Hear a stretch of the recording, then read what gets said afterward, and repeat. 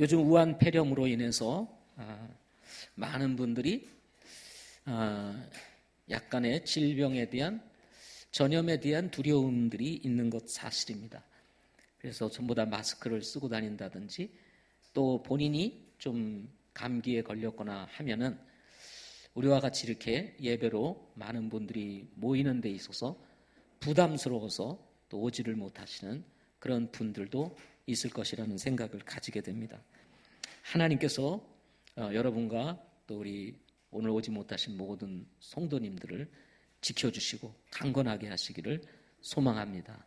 이럴 때일수록 우리 서로 기도함으로 도와줘야 할 것 같습니다. 오늘은 목장 사역의 세 번째 요소인 전도에 대해서 말씀을 전하도록 이렇게 하겠습니다.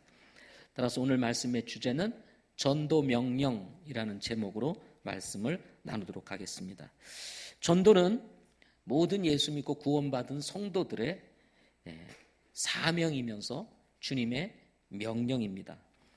오늘 말씀에서는 맨 끝 지역에 맨 끝 땅에 이르기까지 증인이 되리라 하고 말씀을 하셨습니다. 비록 이 말씀이 미래형으로 되어 있지만 그것은 성령이 오시기 전에 하신 말씀이셨습니다. 성령이 오시면 너희가 증인이 되리라 이렇게 얘기를 했으니까요.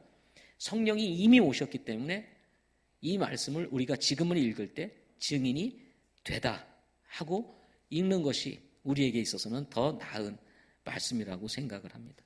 그래서 여러분은 또 저는 우리가 원하든 원하지 아니하든 예수 그리스도의 증인입니다. 동의하시죠? 네. 여러분 따라서 한번 해보십시오. 나는 예수 그리스도의 증인이다. 그래서 우리 모두는 예수 그리스도에 대해서 전해야 할 사명을 가지고 있는 것입니다. 그러면 우리가 어디까지, 어느 지역까지 복음을 전해야 하나라고 말할 때 오늘 말씀에서는 땅끝까지 이르러 증인이 되라 라고 말씀하고 있습니다. 예루살렘과 유대와 사마리아와 땅끝, 맨 땅끝까지 이르러 증인이 되라 이렇게 말씀을 하시고 계십니다. 따라서 우리의 관심도 넓혀야 된다고 저는 믿습니다. 단지 우리 광명시만이 아니고 하나님께서 우리에게 기회를 주신다면 정말 지구 반대편까지도 우리가 복음을 전할 수 있는 그런 마음을 가져야 한다는 것입니다. 전도는 목장 사역의 가치를 담고 있는 세 번째 단어로 목장을 영어로 플락스라고 말하는데요. 이 플락의 FLOCKS에서 O를 이야기합니다. O는 아웃리치라고 하는 단어를 가지고 있는데요. 이 아웃리치라고 하는 것은 팔이나 손을 내밀다 또는 뻗다, 손을 이렇게 뻗다 이런 의미를 가지고 있습니다. 따라서 주님을 알지 못하는 사람들에게 복음의 손을 내밀거나 다가가는 것을 일컬어서 아웃리치 또는 전도라고 이렇게 우리가 사용하고 있는 것입니다. 전도가 중요한 이유가 여러 가지 있겠지만은 특별하게 세 가지로 압축을 할 수가 있습니다. 그것은 예수님께서 우리를 구원하시기 위해서 이 세상에 오신 이유이기 때문에 그렇습니다. 그래서 우리가 전도해야 되는 이유, 예수님이 이 세상에 오신 이유이기 때문에 그렇습니다. 두 번째 이유는 우리를 죄에서 구원해 주신 이유이기 때문에 그렇습니다. 우리를 구원해 주신 이유는, 목적은 또 다른 사람들에게 복음을 전해서 영혼을 구원하시고자 하시는 하나님의 뜻이 있기 때문에 그렇습니다. 세 번째 이유가 있습니다. 그것은 뭐냐면 교회를 세우신 이유입니다. 오늘날 하나님께서 구약과 달리 이 신약 시대에 교회를 세우신 것은 이 교회를 통해서 복음을 전하고 영혼을 구원하시기 위해서 교회를 세워주신 것입니다. 그래서 교회가 가지고 있는 사명이 있다면 그것이 바로 전도인 것입니다. 그런가 하면 마지막으로 네 번째가 있다면 그것은 지옥과 하늘의 왕국, 하나님의 왕국, 일명 천국이 존재하기 때문에 그렇습니다. 지옥이 없다면, 하늘의 왕국이 없다면 우리는 굳이 복음을 전할 이유가 없습니다. 우리가 이렇게 모여서 예배를 드려야 할 이유도 전혀 없습니다. 하나님이 살아계시고 지옥이 있고 그리고 천국이 있기에 여러분 우리가 복음을 전해야 하는 것입니다. 저는 오늘 전도와 관련된 말씀들을 종합적으로 살펴보면서 전도와 관련된 모든 말씀들을 다 종합해서 살펴보면 세 가지 단어로 압축을 할 수 있다고 생각을 합니다. 그래서 세 가지 단어를 통해서 전도에 대한 동기를 부여하고 그리고 우리 목장 사역 또 우리 개인 또 우리 교회의 전도에 대한 이 사명을 빌드업시키는 이런 시간을 가지고자 합니다. 첫 번째 단어는 가라입니다. 가라. 전도를 위해서 우리에게 주는 첫 번째 단어, 우리가 기억해야 될 첫 번째 단어는 뭐라고요? 가라. 사도행전 1장 8절에서는 땅의 맨 끝 지역까지 이르기 위해서라고 이렇게 이르러라고 말을 하고 있습니다. 따라서 땅 끝 맨 지역까지 이르기 위해서는 반드시 가는 것을 선행하고 있습니다. 맨 지역까지 가지 않고 어떻게 거기에 이룰 수 있겠어요? 그래서 전도의 사명을 이루기 위해서 반드시 우리에게 필요한 것 하나가 있다면 그것은 가는 것입니다. 가는 것. 마태복음 28장 19절에서도 그러므로 너희는 가서 모든 민족들을 가르치고 아버지와 아들과 성령의 이름으로 그들에게 침례를 주라 하고 말씀하셨습니다. 따라서 지상 사명 성취를 위해서 제일 먼저 필요한 것이 있다면 그것은 바로 가라는 것입니다. 가라는 것. 가지 않고는 아무것도 할 수가 없습니다. 이건 원리예요. 우리의 삶의 원리이고 또 신앙의 원리이기도 합니다. 직장을 가야 일을 할 수가 있고 학교를 가야 공부를 할 수가 있고 교회를 와야 예배를 드릴 수 있는 것입니다. 전도를 하기 위해서는 어떻게 해야 될까요? 우리가 누군가에게 가야 하는 것입니다. 간다는 것은 두 가지 측면에서 굉장히 중요한 의미를 가지고 있습니다. 간다는 것은 두 가지 측면에서 중요한 의미를 가지고 있는데요. 하나는 뭐냐면 순종이라고 하는 의미입니다. 간다는 것은 주님의 명령에 뭐 하는 거예요? 순종하는 것입니다. 명령은 순종으로 실행할 수가 있는 거예요. 명령은 순종으로 성취할 수가 있게 되는 것입니다. 이 명령에 순종하지 아니하면 갈 수가 없는 것입니다. 따라서 간다는 것은 주님의 지상 명령에 순종하는 우리 성도들의 모습인 것입니다. 그런가 하면 이 간다는 이 단어 속에 가지고 있는 또 하나의 의미는 자기 부인입니다. 뭐라고요? 자기 부인입니다. 자기를 부인하지 아니하고는 순종할 수가 없기 때문에 그렇습니다. 자기 부인하지 않고 십자가를 질 수가 없듯이 내 자신을 부인하지 아니하고는 누군가에게 가기가 어려운 것입니다. 전도는요, 우리 육신이 원하지를 않습니다. 우리의 몸은요, 가고 싶지를 않습니다. 가야 된다는 영적인 부담은 있는데 내 육신은 가기 싫은 것으로 가득 차 있습니다. 그래서 전도해야지. 그러면 벌써 육신이 역사를 해요.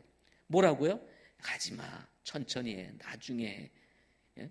내일도 있어. 계속 음성을 주어서 어느 쪽을 잘 따라가느냐 하면은 육신의 음성에 우리가 귀를 잘 기울입니다. 좋은 것은 결심해야 되지만 나쁜 것은 결심하지 않아도 잘 되는 것 같이 육신의 음성에 순종을 잘하는 것이 저와 여러분들이라고 할 수가 있습니다. 여기에다가 사탄 또한 전도하는 것을 매우 싫어합니다. 그래서 방해를 많이 해요. 방해를. 예를 들면 사람들로부터 조롱을 당하게 만든다든지. 누가 조롱을 당하고 싶겠어요? 그러니까 조롱당하기 싫은 마음이 있으니까 전도하고 싶지 않은 마음이 있게 되는 것입니다. 또 바울처럼 매를 맞을 수도 있습니다. 지금은 덜 그렇지만 과거에는 매를 맞는 일들이 참 많았습니다. 그러니까 누가 매를 맞으면서 전도를 하려고 하겠어요. 그러니까 두려움이 있습니다. 여기에 100여 년 전에 대동강변까지 와서 복음을 전하기 위해 왔던 토마스 선교사는 한국 땅에 복음을 전하기 위해서 왔다가 대동강변에서 그만 순교를 당하고 말았습니다. 어떤 경우에는 복음을 전하다가 죽는 일도 생긴다는 말이죠. 여기에 가족들에게까지 버림을 받을 수도 있습니다. 오늘날은 이런 믿음을 가지고 행하는 사람이 많지가 않은 것 같습니다. 60년대, 70년대, 80년대만 해도 예수님을 믿는다고 가정에서 쫓아내고, 그리고 정말 한 대로 나오게 되는 이런 일들이 있었는데, 그럼에도 불구하고 믿음을 바꾸지 아니하고 그 신앙을 지키고 예수님을 믿고 복음을 전하는 일에 헌신했던 이런 성도들이 있었습니다. 그런 성도들에 의해서 오늘날 한국 교회가 이렇게 세워지게 된 것입니다. 사탄은요, 복음을 전하는 현장에서 가만히 있지 않습니다. 우리가 우물을 파면 사단은 몇 개의 우물을 더 팝니다. 우리가 일을 하면 더 많은 사람을 데려다가 일을 시킵니다. 그러다 보니 복음을 전하는 일을 어렵게 만들고 힘들게 하는 존재가, 보이지 않는 존재가 있는데 그것이 바로 사탄인 것입니다. 그러면 어떻게 해야 될까요? 그러면 중단해야 될까요? 여러분, 아무리 사탄이 방해를 하고 어려움이 찾아온다 할지라도 멈출 수 없는 것 한 가지가 있다면 그것은 복음을 전하는 것입니다. 전도 행전의 시작은 그래서 감으로부터 시작이 되는 것입니다. 우리의 삶에, 우리의 인생에, 신앙 인생에 전도의 행전의 기록을 이어가기를 원한다면 우리는 누군가에게 가야 하는 것입니다. 사마리아 여인과 그 마을 사람들이 구원을 받은 것은 예수님께서 사마리아로 가셨기 때문에 가능했던 것입니다. 경건한 유대인들이 예루살렘에 예배를 드리러 왔다가 베드로가 전하는 메시지를 듣고 구원을 받아 예루살렘 교회에 더해질 수 있었던 것은 베드로와 사도들이 나가서 복음을 전할 수 있었기에 가능했던 것입니다. 큰빛교회가 오늘날 같이 이렇게 세워질 수 있었던 데에도 박수문 목사님이라는 분이 신도림이라고 하는 그런 열악한 지역에 사역자로 가면서부터 시작이 되었던 것입니다. 아유, 이렇게 열악한 지역에 사람도 없는 곳에 내가 뭘 가나 라고 생각을 하고 가지 않았다면 큰빛교회는 이미 사라졌는지도 모르겠습니다. 그러나 한 사람의 헌신, 한 사람의 인생, 한 사람의 부르심이 있을 때 그것을 기꺼이 순종하고 갔을 때 바로 오늘날 우리 큰빛교회가 이렇게 세워질 수 있었던 것입니다. 여러분, 우리가 구원을 받은 것도 누군가 나에게 찾아왔기 때문에 가능했던 것입니다. 누군가 나에게 손을 내밀고 누군가의 나에게 발을 정말 옮겨서 나에게로 왔기에 우리가 각자 구원을 받고 주님을 만나는 은혜를 누리게 된 것입니다. 그렇습니다. 우리도 가야 합니다. 이 전도 명령을 실천하기 위해서, 우리 주님께서 주신 이 명령을 따르기 위해서 우리에게 필요한 것 첫 번째, 뭐라고요? 가라. 같이 한번 외쳐보겠습니다. 갑시다. 옆 사람을 향해서 가요 하고 하겠습니다. 가요. 가만히 있지 마시기 바랍니다. 가시기 바랍니다. 하나님께서 길을 내실 것입니다. 어렵다고 생각했던 곳에 하나님이 열매로 응답하실 것입니다. 가는 믿음이 있을 때 하나님께서 그 전도의 현장의 문을 열어주시는 것입니다. 두 번째 단어는 전하라입니다. 전하라 또는 선포하라 하는 단어입니다. 인류를 구원하시기 위해서 오신 예수님께서 공적인 사역을 시작하시면서 가장 먼저 하신 일 중에 하나가 바로 복음을 선포하는 일이셨습니다. 마태복음 4장 23절에 보면 예수님께서 온 갈릴리에 두루 다니사 그들의 회당들에서 가르치시고 왕국의 복음을 선포하셨다고 이렇게 말씀하셨습니다.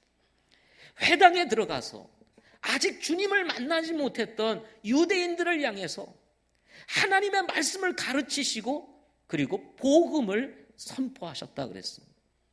당시의 유대인들은 하나님을 믿고 있었습니다. 그럼에도 불구하고 자신들을 구원하기 위해서 오신 예수님을 메시아로 알지를 못했습니다. 그래서 예수님은 회당에 들어가서 구약 성경을 중심으로 예수님 자신이 메시아라는 사실을 가르쳐주고 자신을 믿어야만 예수를 믿고 구원을 받을 수 있다는 사실을 가르치셨던 것입니다. 따라서 당시의 가르침은 뭐와 연결이 되어 있었냐면 바로 예수님을 믿고 구원받는 데 초점을 맞추고 있었다는 사실을 우리는 알 수가 있는 것입니다. 예수님의 가르치심조차도 복음을 선포하기 위한 하나의 일련의 과정이었다는 사실을 우리는 짐작할 수가 있는 것입니다. 말씀을 먹고 영적으로 성장하는 것은 구원받은 다음의 일인 것입니다. 구원받기 전에 가장 먼저 중요한 것은 뭐예요? 복음을 듣는 것입니다. 예수님께서 갈릴리에 가셨다 할지라도 우리 본문에서 4장 23절에서 온 갈릴리에 두루 다니사 그랬어요. 두루 다니시게만 했지 만약에 그분이 복음을 선포하지 아니했다면 당시의 유대인들이 예수님을 만날 수 있었을까요? 없었을 것입니다. 두루 다니는 것도 중요합니다. 누구에게 가는 것도 중요합니다. 맨 끝까지 가는 것도 중요해요. 주님을 알지 못하는 사람을 찾아가는 것도 중요합니다.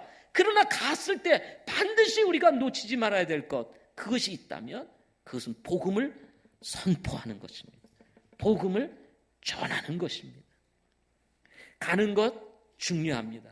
그러나 더 중요한 것은 복음을 전하는 것입니다.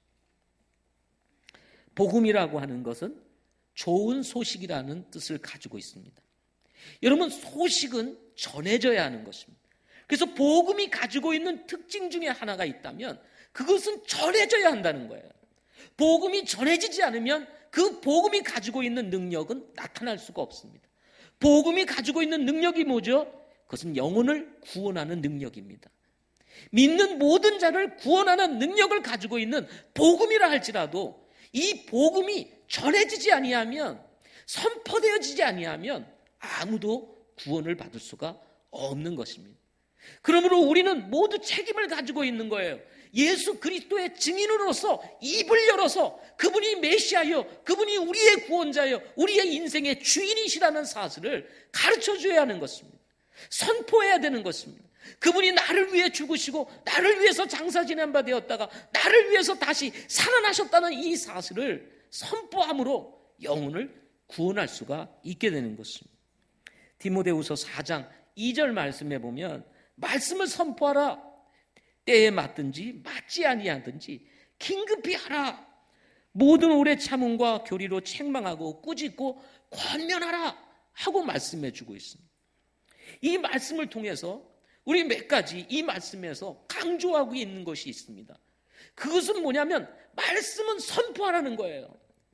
이 말씀이 진리고 이 말씀이 생명이고 이 말씀이 능력이라 할지라도 선포되지 않은 말씀은 아무런 힘이 없는 것입니다. 말씀이 능력이 되게 하기 위해서는 선포되어져야 하는 것입니다. 그런가 하면 때에 맞든지 안 맞든지 듣든지 아니하든지 여러분, 말씀은, 복음은 선포되어져야 하는 것입니다. 그런가 하면 긴급히 하라고 그랬습니다. 긴급히. 우한 폐렴으로 지금 사람들이 중국에서 막 죽어나가고 있습니다. 그야말로 우한이라고 하는 지역은 완전히 폐쇄가 되었습니다. 들어갈 수도 없고 나올 수가 없습니다. 여러분, 이 들어갈 수도 없고 나올 수 없는 이 공포는요, 경험해 보지 않은 사람은 모릅니다. 한국에도 지금 우한 지역에 살던 50명이 한국에 들어왔는데 행방불명이라고 합니다. 어디로 갔는지를 몰라요. 중국에서는 중국 땅에서 죽느니 한국이 훨씬 더 치료가 잘 되니까 한국으로 가라라는 말이 떠들고 있다고 합니다. 우한 폐렴에 걸린 사람들이 그래서 한국 땅으로 들어온대요. 지금도 하루에 2만 명씩 지금 비행기를 타고 중국인들이 한국으로 들어오고 있습니다. 어떻게 될지 아무도 알지 모릅니다. 확진자들이 계속 우리나라도 늘어나고 있습니다. 3명이 지금 11명이 되었습니다. 우리 모두는 이런 질병에 대한 두려움이 있습니다. 그러니까 마스크를 쓰고 다니고요. 우리 아이는 집에 들어오자마자 우리는 보통 악수를 하는데 모르고 그냥 악수를 했다가 아빠 미안해 손도 안 씻고 악수해서 그 손을 씻고 악수를 하고 있습니다. 그만큼 지금 이런 전염병이 우리의 삶을 위협하고 있습니다. 언제 어떻게 우리의 생명을 빼앗아갈지 아무도 모릅니다. 이때에 정말 우리에게 필요한 게 뭘까요? 그것은 긴급히 복음을 전해야 될 때가 아닙니다. 사랑하는 사람이 어느 순간 내 곁을 떠나기 전에 우리가 긴급히 해야 될 것이 있다면 그것은 바로 복음을 전하는 일이라는 것입니다. 때가 늦으면 후회해도 소용이 없습니다. 이미 세상을 떠난 후에는 울고 불고 해도 소용이 없는 것입니다.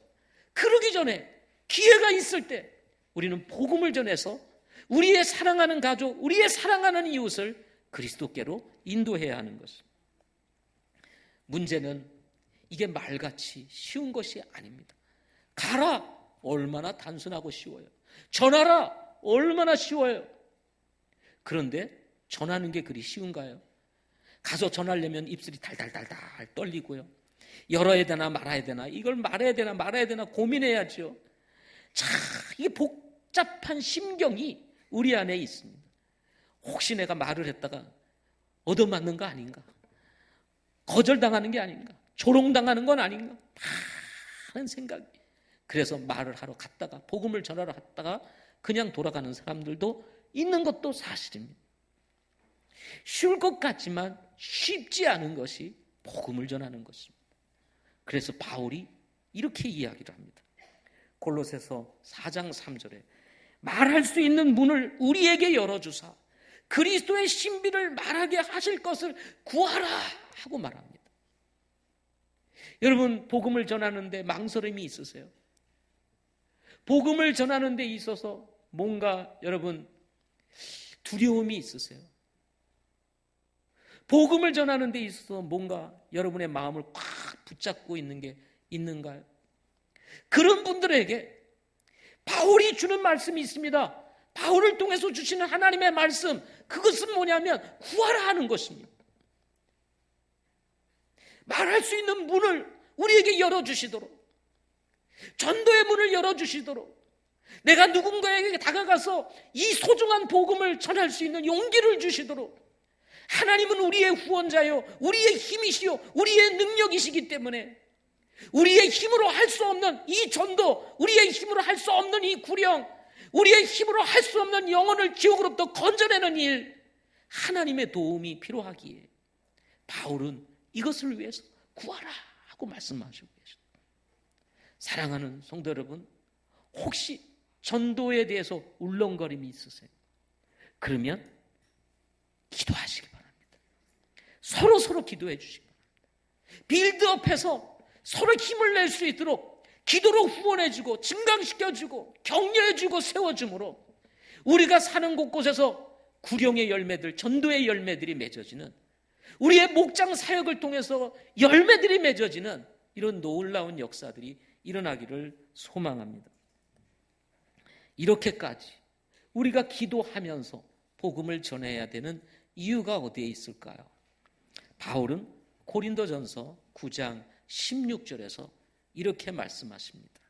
내가 복음을 선포할지라도 자랑할 것이 없나니 이는 필연적으로 내가 해야 하기 때문이다.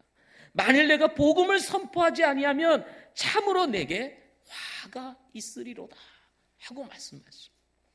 고린도전서 9장 16절 말씀을 통해서 주목해야 될 것 3가지가 있는데요. 그것은 뭐냐면 자랑할 것이 없다는 겁니다. 복음을 전한다고 해서 나 복음 전했어, 자랑할 것이 없대요. 100명을 전하든 1000명을 전하든 10,000명을 전하든 복음 전하는 것은 자랑할 것이 없대요. 왜 그러냐? 그 이유를 본문에서 말씀해 주셨는데 그것이 뭐냐면 우리가 필연적으로 해야 될 일이기 때문이라는 것입니다. 우리가 그리스도의 증인으로서 반드시 해야 될 것, 하기 싫어도 해야 될 것, 하고 싶어도 해야 될 것, 그것이 뭐냐? 그것이 바로 복음을 전하는 일이라는 것입니다. 그런데 이 말씀을 통해서 바울이 우리의 마음을 꽉 찌르는 게 한 가지 더 있습니다. 뜨끔하게 만드는 것 한 가지가 있는데 그게 뭐냐면 내가 복음을 선포하지 아니하면 뭐가 있으리라고요? 화가 있으리라.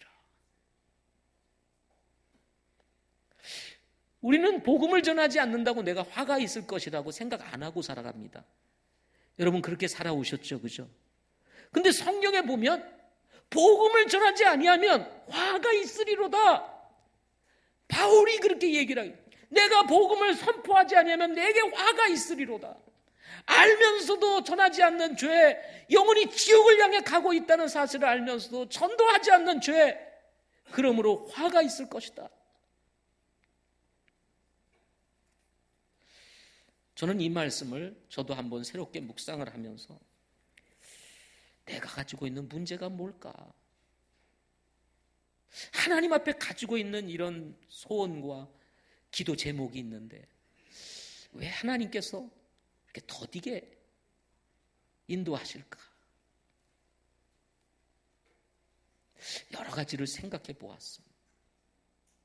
그러면서 우리 성도들을 생각해 보니까 이런 생각이 들었어요. 우리는 인식하지 못하고 의식하지 못하는데 예수님을 믿고 신실하게 주님을 섬긴다고 섬기는데 뭐가 잘 안 돼. 뭐가 자꾸 엉켜.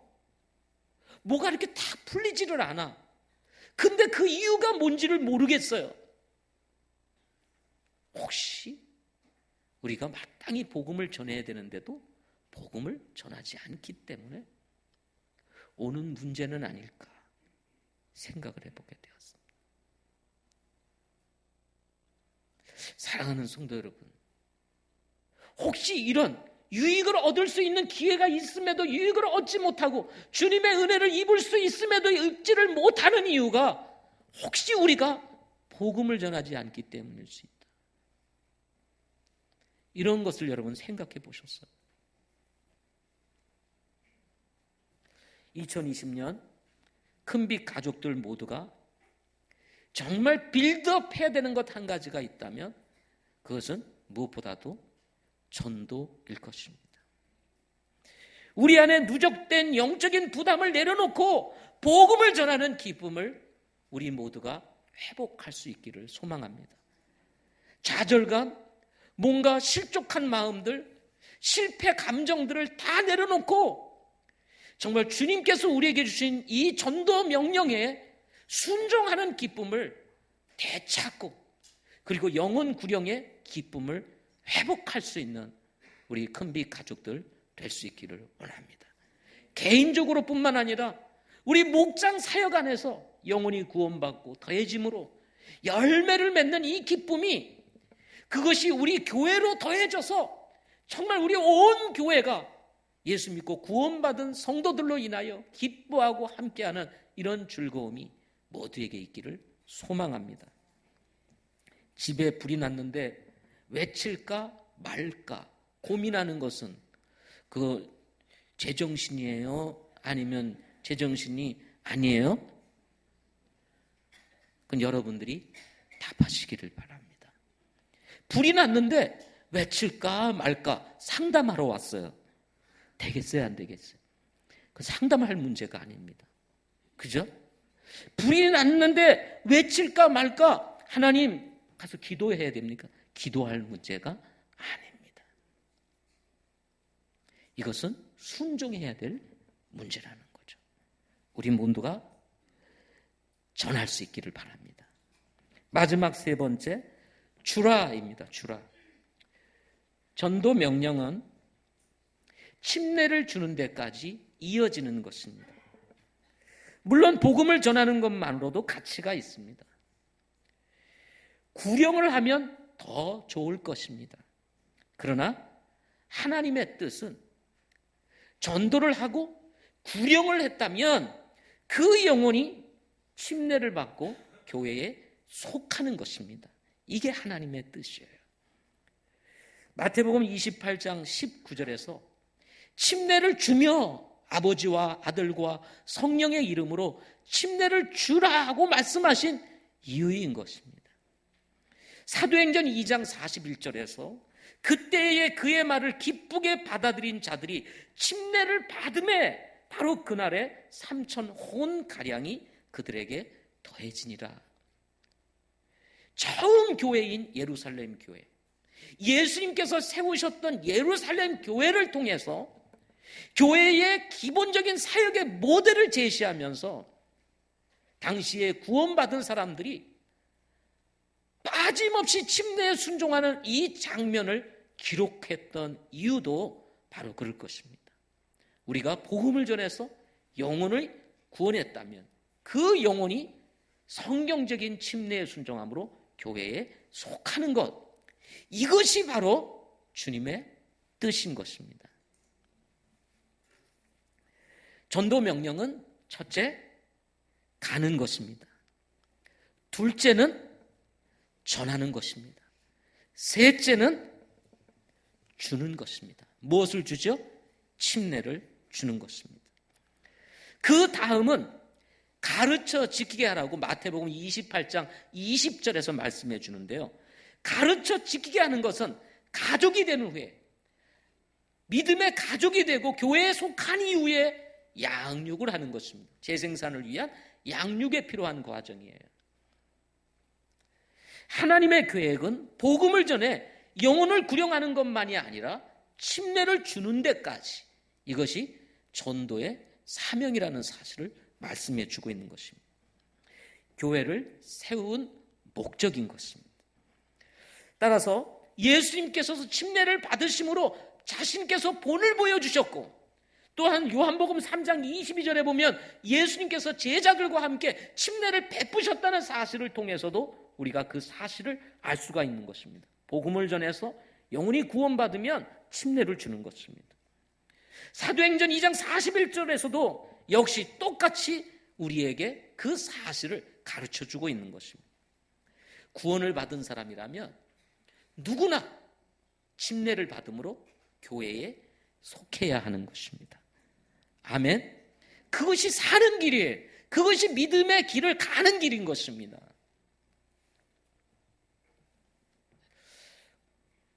지난 토요일 날, 어제죠, 저희 교회를 다니다가 이제 다른 교회로 이렇게 이적을 한 자매가 저희 교회를, 저를 이렇게 찾아왔어요. 전화를 이렇게 하고 오래간만에 이렇게 만나게 되었습니다.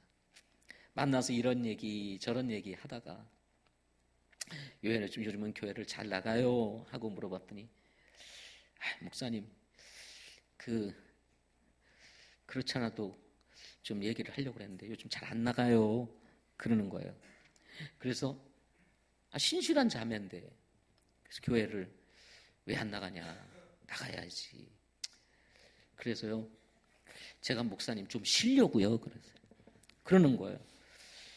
믿음이 연약한 분들이 들으면, 교회 다니는 것도 이렇게 방학이 있나 보다, 이렇게 오해를 하기 좋은 거죠. 교회도 이렇게 쉬어도 되는가 보다. 근데 목회자인 저의 입장에서는 그게 아니죠. 그죠? 그래서 제가 자매에게 그렇게 얘기를 했어요. 뭐라고 얘기했냐면, 자매, 교회가 어떤지는 잘 모르겠지만 그래도 우리가 어떤 상황에서든지 기본 생활은 해야 돼. 말씀 읽고 기도하고 찬송하고 좋지. 그렇지만 하나님의 뜻은 우리 모든 성도들이 교회에 속해서 함께하는 것 가운데에서 말씀도 읽고 찬양도 하고 기도도 하는 거지. 그게 기본이야 하고 얘기를 드렸어요. 그랬더니 슬쩍 그런 얘기를 하더라고요. 좀 제가 생각하는 교리하고 조금 이렇게, 그래서 자매, 제가 그런 얘기를 했습니다. 교회마다 조금씩 다 달라. 자매도 달라. 그런데 성숙함이란 그것이 다르다 할지라도 그 교회가 가지고 있는 것, 그 목사님이 가지고 있는 그 신앙을 그대로 내가 거기에 있는 동안 그대로 받아들이고 그럼에도 불구하고 섬기는 게 성숙함이야. 뭐가 좀 안 맞다고 그거 꼬치꼬치 따지고 그게 아니고 이미 그 교회가 가지고 있는 믿음, 그 교회가 가지고 있는 신앙, 우리가 같은 믿음권 안에 있으면 좀 달라도 그거 받아들이고 하는 것이 성숙함이야. 어느 교회라고 다 똑같은 마음에 드는 교회가 어디 있겠어? 가봐 다 달라 하고 이야기를 했습니다. 우리 교회라고 뭐 완전할까요? 그렇지 않습니다. 그렇지만 부족함이 있지만 모자름이 있지만 내 교회, 주님이 나를 보내주신 교회, 이것이 내 교회라고 생각을 하고 어떻게 해요? 내가 마음에 안 드는 것이 있어도 그것을 그대로 받아들이고 그건 그거고 내가 이곳에서 열심히 주님을 섬기는 것, 그것이 성숙함인 것입니다. 여러분, 교회는 그런 것입니다. 마음에 들어서 여기 있고 마음에 안 들어서 안 다니고 그런 게 아니에요. 그렇지 않기 때문에, 마음에 안 들기 때문에 다니라는 거예요. 그래야 빚어지니까. 사도행전 8장에 보면 에티오피아 내시가 예루살렘으로 예배를 하러 왔다가 자기의 나라인 에티오피아로 돌아가는 이야기가 나옵니다. 근데 이 사람의 믿음이, 신앙이, 또 하나님을 알고 싶어하는 열정이 얼마나 컸는지. 아니 저 아프리카 나라에서 이스라엘까지 당시에 차가 있어요, 비행기가 있어요, 배가 있어요, 뭐가 있어요. 왔다가 간다는 게 쉬운 일이 아닙니다. 그런데요, 하나님에 대해서 얼마나 알고 싶었으면 당시에 두루마리 성경을 어디서 구했는지 구했어요. 그때는요, 성경 구하기가 정말 어려운 시기였습니다. 어디서 성경을 구했는지, 두루마리 성경을, 그것도 어디서 읽었어요? 수레에서. 당시에 무슨 포장이 제대로 돼 있어요. 그랬겠습니까? 비포장도로에. 그것도 길이나 제대로 나 있었겠어요? 덜커덩 말이 끌거나 낙타가 끌거나 뭐가 끌었을 거 아니에요? 그런 곳에서 그 성경을 읽은 거예요. 그때 읽은 성경이 이사야서 53장이었습니다. 하나님께서 그 열정에 반했어요. 그래서 빌립에게 너 그 내시에게로 가라 하고 빌립을 보내가지고 하나님의 명령에 순종해서 갔는데 뭔가 마차가 지나가는데 한 사람을 가만 보니까 마차에서 뭐를 읽는데 성경을 읽고 있는 거예요. 그래서 다가가서 읽는 것을 깨닫느냐 그랬더니 가르쳐주는 이가 없으니 내가 어찌 깨달을 수 있으리. 그래서 빌립이 그것으로부터 시작해서 예수님에 대해서 증거함으로 내시가 구원을 받게 됩니다. 구원을 받고 이렇게 가는 중에 물이 있는 거예요. 물이 있는 것을 보고 이 내시가 뭐래요? 물이 있음에 내가 침례를 받음에 무슨 꺼리낌이 있느냐 하고 이야기를 하니까 빌립이 바로 내려가서 이 에티오피아 내시에게 침례를 줍니다.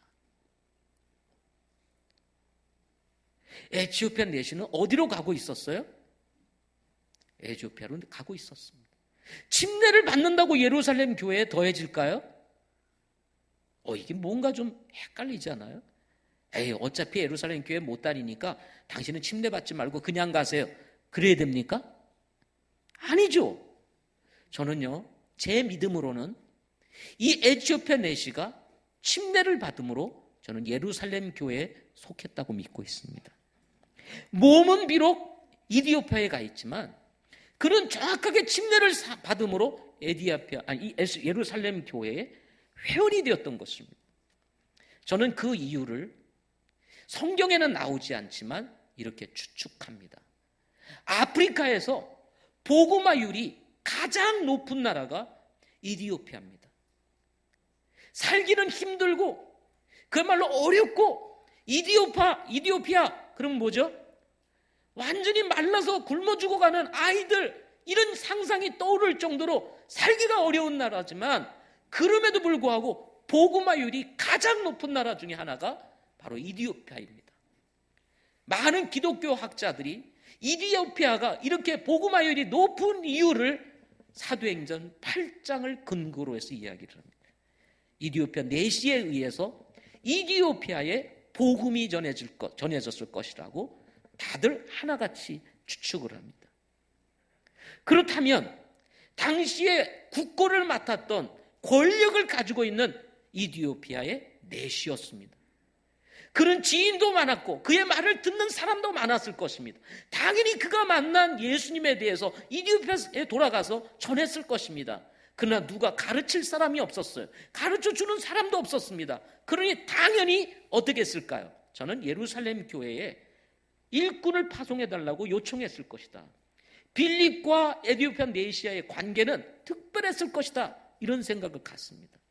예루살렘 교회가 핍박으로 흩어졌을 때 사람들이 안디옥에 가서 복음을 전했어요. 근데 거기 일꾼이 없었습니다. 그래서 파송을 했죠. 누구를요? 바울과 바나바를. 그래서 그곳에 바울이 가서 복음을 전하고 그리고 바나바가 가서 그곳에서 주님을 섬기면서 안디옥 교회가 놀랍게 부흥하는 역사가 일어나면서 세계 선교의 발판을 마련하는 위대한 교회가 되었습니다.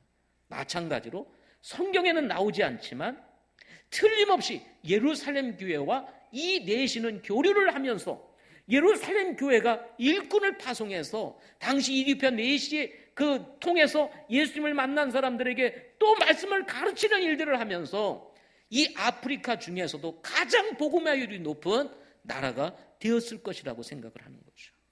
그리고 교회는 개척되었을 것이다. 여러분, 우리는 복음을 전하지만 영혼을 구령하지만 한 가지 더 우리가 기억해야 될 것이 있다면 그것은 침례를 줘야 하는 것입니다. 성경적인 침례를 통해서 교회에 속해지고 그 영혼들이 교회에 속해지면서 교회의 양육과 보호를 받으며 자라가면서 재생산의 역사를 이루어서 계속해서 교회가 세워지고 목장이 세워지고 영혼이 구원받는 이 일들을 하나님은 이루어 가시기를 원하시는 것입니다. 그러므로 저는 복음은 침례까지 이어져야 한다는 것입니다. 그리고는 양육이 되어야 되는 것입니다. 결론적으로 전도 명령은 거듭난 성도들의 의무이며 증인으로서 피할 수 없는 책임이라는 것입니다. 전도하지 않으면 화가 있다고 하였을 정도로 이 책임은 큰 것입니다. 왜냐하면 지옥이 존재하고 하나님의 왕국이 존재하고 하나님께서 살아 계시기 때문인 것입니다.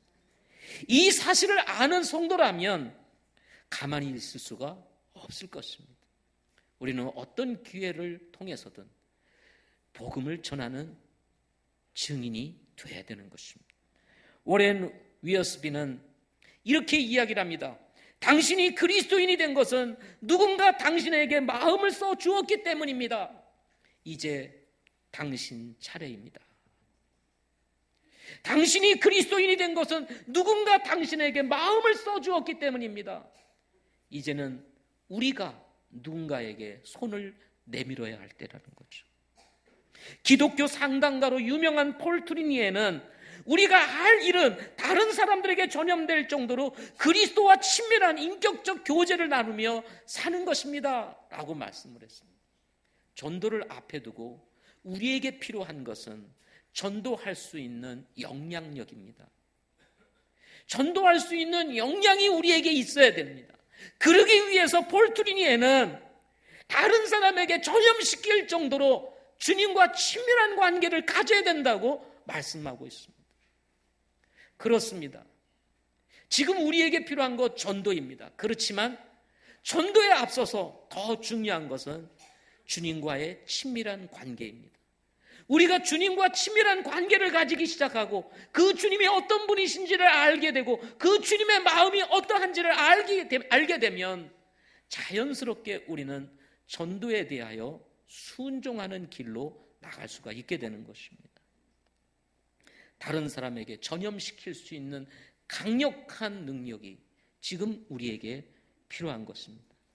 사랑하는 성도 여러분, 전도를 앞에 두고 이 전도 명령을 앞에 두고 지금 우리는 어떤 모습으로 살아가고 있나요? 기도하겠습니다.